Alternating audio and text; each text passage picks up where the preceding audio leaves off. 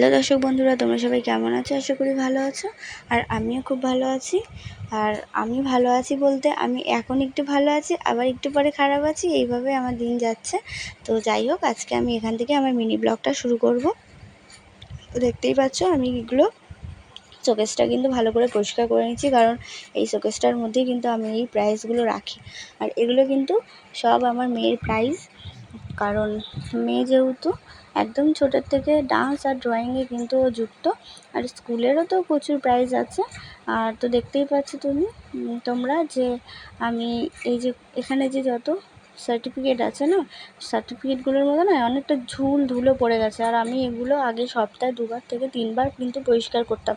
এখন শরীরের কন্ডিশন সেরকম একটা ভালো না, যার জন্য আমার এটা অনেক দিন পরই আমার পরিষ্কার করা হয়।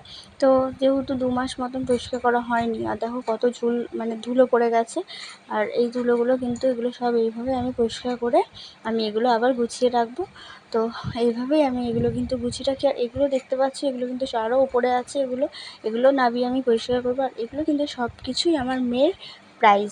তো তোমাদের এই প্রাইজগুলো দেখে, সার্টিফিকেটগুলো দেখে তোমাদের কি মনে হয় বা কীরকম লাগলো তোমরা কিন্তু আমাকে কমেন্ট করে জানিও। আর ভালো লাগলে অবশ্যই লাইক করো।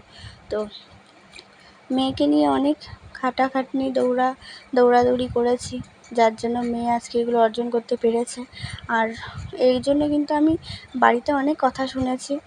তো জানি না এগুলো কি আমি ঠিক করছি না ভুল করছি, তোমরাই আমাকে কমেন্ট করে জানিও।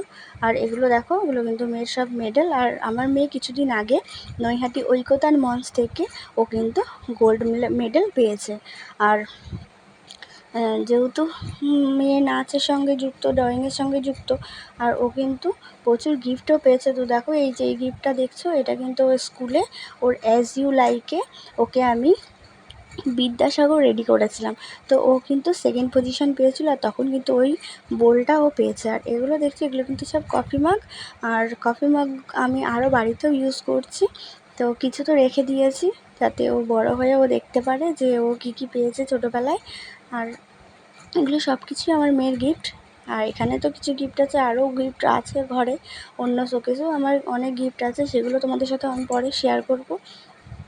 আর আমার কাজ কিন্তু আমি নিজে করতেই ভালোবাসি, কারণ আমাকে যদি কেউ ভালোবেসে যদি কেউ কাজ করে দেয়, যে আমি পারছি না বা আমার শরীর খারাপ, সে যদি এসে আমাকে ভালোবেসে করে, তা আমার কিন্তু খুব ভালোই লাগে। আর কাউকে আমার বলে কাজ করাতে ইচ্ছে করে না যে আমাকে এটা করে দাও না। আর এরকমভাবে বলার পরে যদি সে আমাকে আরও উল্টো রাগ দেখায় বা একটু অন্যরকম বুঝতে পারি আমি, তখন কিন্তু আমার খুব খারাপ লাগে। তাই জন্য কী করি, আমি কিন্তু কারোর সাথেই আমি কোনো কাজের কথা শেয়ার করি না যে আমি পারছি না, আমাকে করে দাও। আমি জানি আমাকে সেই কথাটা বললে আমাকে সেই জায়গাটায় আমাকে ছোটো হতে হয়, আর অনেক কথা শুনতে হয়। যার জন্য আমি কী করি, নিজের কাজ কিন্তু আমি নিজেই করি। রান্না থেকে যত কাজ থাকে সব কিছু আমি একা নিজের হাতেই করি। আর তার সঙ্গে আমার মেয়ে আর আমার বড় আমাকে একটু হেল্প করে। তো দেখো আমার মেয়ের কিন্তু এগুলো সব কিছুই মেয়ের গিফট পাওয়া। এই দেখো ননস্টিক যে প্যানটা আর তাওয়াটা দেখছো, এটা কিন্তু আমার খুব পছন্দের, এটা আমার খুব ভালো লাগে। আমি কিন্তু এটা একদিনও ব্যবহার করিনি, এটা মেয়ে বড় হয়ে ও নিজেই রান্না করবে। দেখো আমার কিন্তু শোকেসটা মোটামুটি গোছানো হয়ে গেছে, প্রাইজগুলো গিফটগুলো গোছানো হয়ে গেছে। এবার আমি পাখাটা একটু ভালো করে পরিষ্কার করে নেবো, কারণ পাখাটা নতুন পাখা কিছুদিন আগে লাগানো হয়েছে। পাখাটায় কিন্তু অনেক ঝুল পড়ে গেছে, ধুলো হয়ে গেছে, যার জন্য আমি পরিষ্কার করে নিলাম। এবার আস্তে আস্তে আমি ওপরটাও কিন্তু পরিষ্কার করে নেব। আর এইভাবেই আমি পুরো ঘরটা পরিষ্কার করে নেব। আর ওই দিকটা যেহেতু একটু উঁচু আছে, আমি ঘর ইঞ্চি এনে আমি ওইটার উপরে উঠে আমি কিন্তু পুরোটাই পরিষ্কার করে নেব। আর তোমাদের কাছে কিন্তু এই ভিডিওটা কিন্তু আমি এরকমভাবে দেখাতে হচ্ছে, কারণ পুরো ভিডিওটা যদি ভালো করে দেখাতে চাই তাহলে কিন্তু ভিডিওটা অনেক বড় হয়ে যাবে, যার জন্য আমাকে একদম স্পিডে নিয়ে আস্তে আস্তে এডিট করে দেখাতে হচ্ছে।